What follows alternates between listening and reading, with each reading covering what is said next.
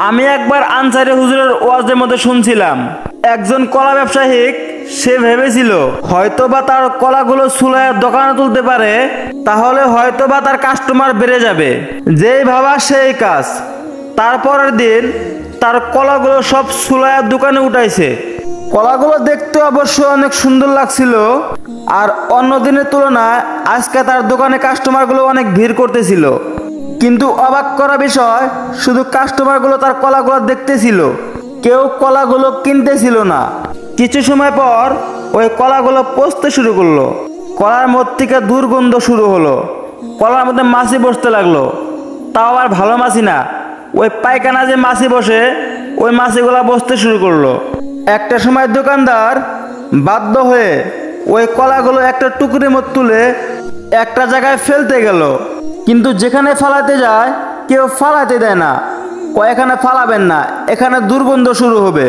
একটা সময় ওই কলা ব্যবসায়ী বাধ্য হয়ে তার সকল কলা একটা টুকরি মুখ তুলে তার মাথায় নিয়ে বলতে লাগলো, কে আমার কলা নিবা? একটা কলার বিনিময়ে 1 টাকা ফ্রি। এটা শুনে অনেকে কলা কিনতে আসলো। সবাই কেউ 1 হালি, কেউ 2 হালি এভাবে কিনতে লাগলো। তারা কলাটা কিনে তার সাথে যে টাকাটা পায় সেই টাকাটা রেখে দেয় আর কলাটা ফেলে দেয়। আসলে তারা যে কলাটা নিছে সেই কলাটার লোভে না, বরঞ্চ টাকার লোভে কলাটা তারা ফেলে দিয়েছে। ঠিক তেমনি, একদম ঠিক তেমনি বর্তমান যুগের কিছু মা বাবা আছে যারা তারা সেই ডিজিটাল যুগের লগে তাল মিলিয়ে স্বাধীনতার নামে বেপরদায় ছেড়ে দেয়। তারা ভাবে হয়তোবা বেপরদায় ছেড়ে দিলে তাদের মেয়েকে অনেক স্মার্ট মনে হবে, অনেক শিক্ষিত মনে হবে, তাদের মেয়ের পিছনে অনেক ছেলে ঘোরাঘুরি করবে। আসলে তার পাশে অনেক ছেলে ঘোরাঘুরি করে, কিন্তু ভালো ছেলে না। ওই যে কলার মধ্যে মাছি বসেছিল, ভালো মাছি না, পায়খানার মাছি। ঠিক তেমনি তার পিছনে কোনো ভালো ছেলে ঘোরাঘুরি করে না। রাস্তায় কিছু ফকটিয়া ছেলে থাকে, তারাই ঘোরাঘুরি করে। তারপর যখন একটা সময় ওই মেয়ের বিয়ের সময় চলে আসে, তখন সব ছেলেরাই ওই মেয়ের পিছু ঘোরাঘুরি বন্ধ করে দেয়।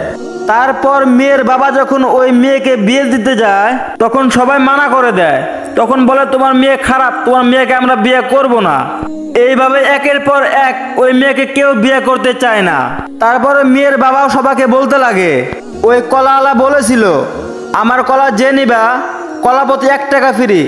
সেরকম মেয়ের বাবা বলে, আমার মেয়েকে যে বিয়ে করবা 1 লাখ টাকা ফ্রি বাবা।